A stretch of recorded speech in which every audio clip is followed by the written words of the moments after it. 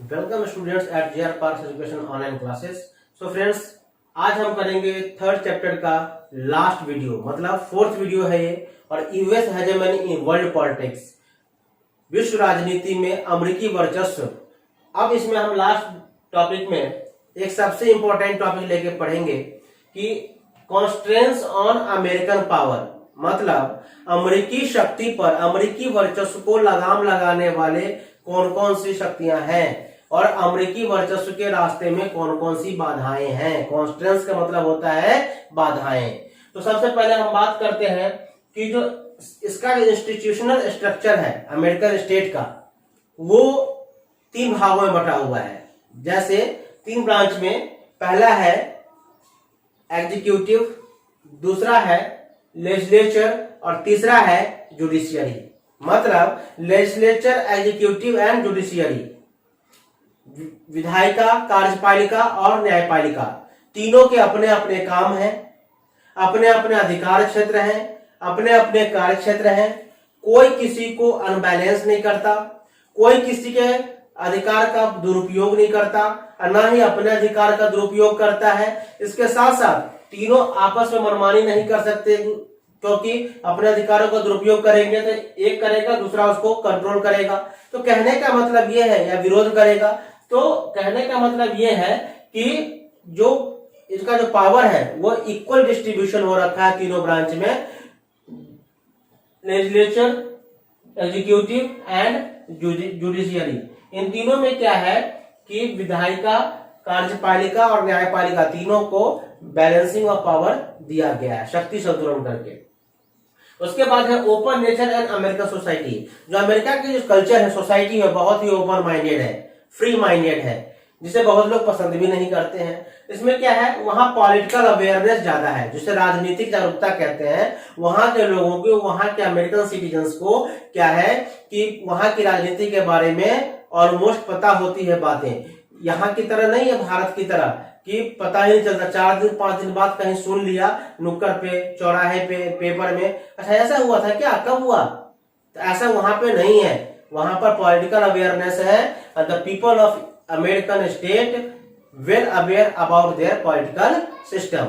अपने देश के पॉलिटिकल सिस्टम के बारे में बहुत अच्छे से जानते हैं, जागरूकता है। इसलिए ये भी प्रॉब्लम है, वहां की सरकार के लिए कुछ भी नहीं कर सकते। उसके बाद है इंडिपेंडेंट मीडिया। इंडिपेंडेंट मीडिया का मतलब क्या होता है, स्वतंत्र मीडिया। वहां कुछ भी बात होती है मीडिया में जाती है, हालांकि मीडिया में यहां भी जाती है, लेकिन वहां कुछ स्वतंत्र मीडिया है, किसी का कोई सप्रेशन नहीं है, कोई दबाव नहीं है, कोई जबरदस्ती काम नहीं करवा सकता। मीडिया को वहां की सरकार अपनी गलत नीतियों के लिए भी मीडिया को बरगला नहीं कर सकती। और उसके बाद है अबाउट गवर्नमेंट मैटर, और वहां के लोग सरकारी कामकाज के खिलाफ भी आवाज उठा सकते हैं। अगर सरकारी कामकाज करने का तरीका, the way of working of the government of American state is wrong, then people raise voice about towards their own government. तो वहां की जनता अपने ही सरकार के खिलाफ, उनकी नीतियों के खिलाफ वॉइस रेज कर सकती है, आवाज उठाती है। तो एक समस्या ये भी है। उसके बाद है सबसे इंपॉर्टेंट नाटो। नाटो का क्या है, नॉर्थ अटलांटिक ट्रीटी ऑर्गेनाइजेशन, जिसकी स्थापना कब की गई थी, 1949 में, with the association of 12 state members. तो उसमें क्या है कि 12 स्टेट मेंबर्स हैं, और इन्होंने, क्योंकि नाटो जो कंट्री है उसका इकोनॉमिक बेनिफिट बहुत ज्यादा जुड़ा हुआ है अमेरिकन स्टेट का। तो अमेरिका का जो इकोनॉमिक बेनिफिट है तो किससे एसोसिएटेड है, नाटो से। तो नाटो कंट्री से ज्यादा इसका भाग जुड़ा हुआ है, ज्यादा बेनिफिट जुड़ा हुआ है। उसके बाद है, अगर अमेरिका मनमानी करता है और ज्यादा ही कुछ आगे बढ़ने की कोशिश करता है, किसी के नहीं सुनेगा, तो क्या होगा, जो नाटो अलायंस है वो अमेरिकन हेगेमनी की, यूएस हेगेमनी की, अमेरिकी वर्चस्व को चैलेंज कर सकता है, इन्फ्लुएंस कर सकता है, प्रभावित कर सकता है, इकोनॉमिकली, पॉलिटिकली, हर तरीके से।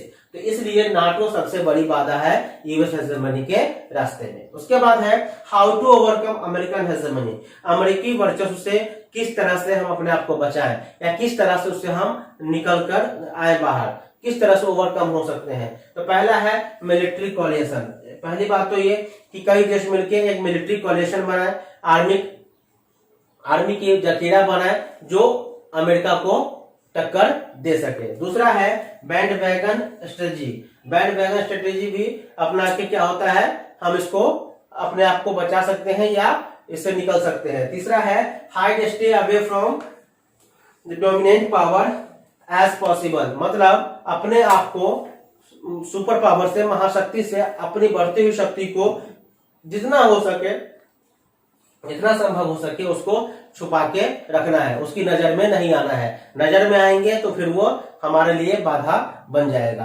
तरक्की के रास्ते में बाधा बन जाएगा। तो कहने का मतलब ये है कि 3 पॉइंट है, मिलिट्री कोलिशन, सैन्य गठबंधन, बैंडवैगन स्ट्रेटेजी, बैंडवैगन की नीति, और hide stay away from the super power, super power की नीतियों से, सुपर पावर की नजरों से अपने आप को बचा के रखना, जितना हो सके बचा के रखना। हालांकि ऐसा पॉसिबल तो आज के समय में होता नहीं है।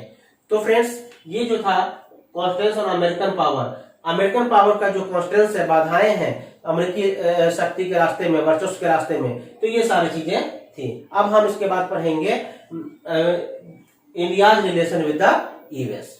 तो फ्रेंड्स, अब हम बात करते हैं India's relation with the US, मतलब अमेरिका से भारत के संबंध कैसे हैं। ये आपके एनसीईआरटी जो बुक है उसका 3rd चैप्टर का लास्ट पॉइंट है, लास्ट टॉपिक है कि India's relation with the US, Bharat के साथ अमेरिकी संबंध कैसे हैं। तो पहला है जो कोल्ड वॉर 1991 में खत्म हुआ, उसके बाद अमेरिका के साथ भारत के जो संबंध है वो काफी इंप्रूव हुआ है, काफी अच्छे हुए हैं, खासकर टेक्नोलॉजी के मामले में। अमेरिका की टेक्नोलॉजी जो है, जो वेपन्स है, टेक्नोलॉजी है, तकनीकी है, वो भारत खरीदता है और भारत को भी बहुत हेल्प करता है अमेरिका।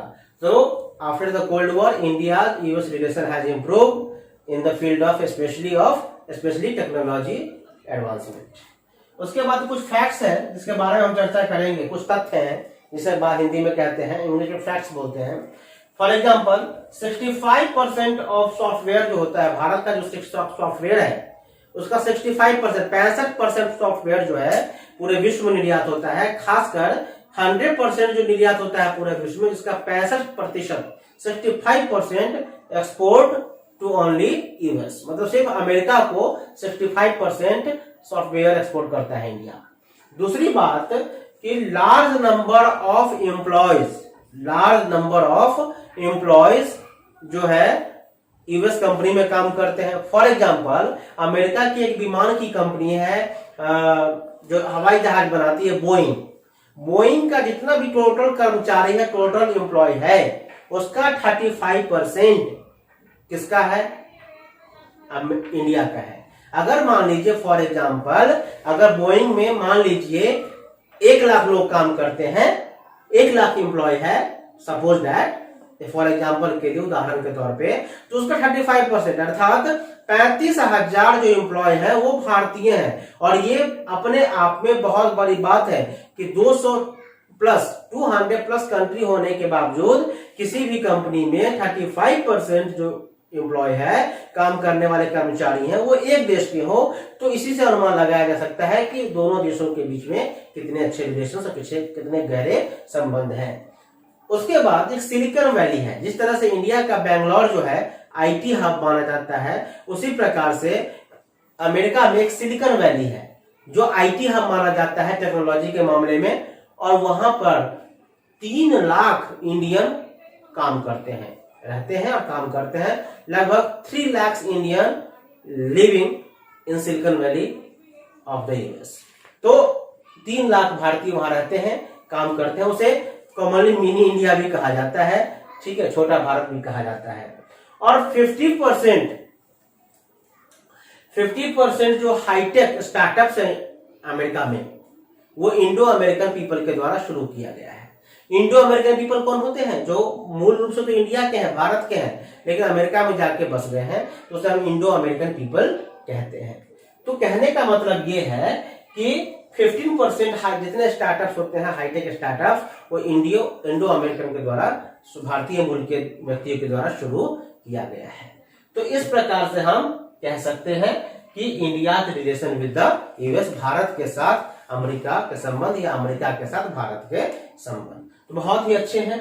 अब इस प्रकार दोस्तों मैंने आपको 4 वीडियो बनाकर इस पूरे चैप्टर को समझाने की कोशिश किया है और समझाया है।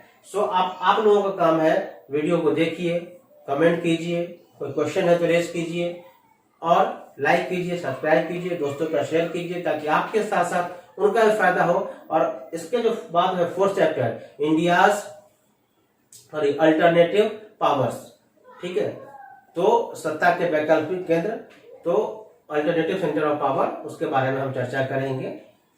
और उसके बाद हम कंटेम्प्रेरी साउथ एशिया की बात करेंगे। तो एक एक वीडियो हर चैप्टर की आती रहेंगी और आपको समझने में आसानी होगी। एग्जाम पर पॉइंट ऑफ व्यू से आप तैयारी कर सकते हैं। So best of luck, thank you.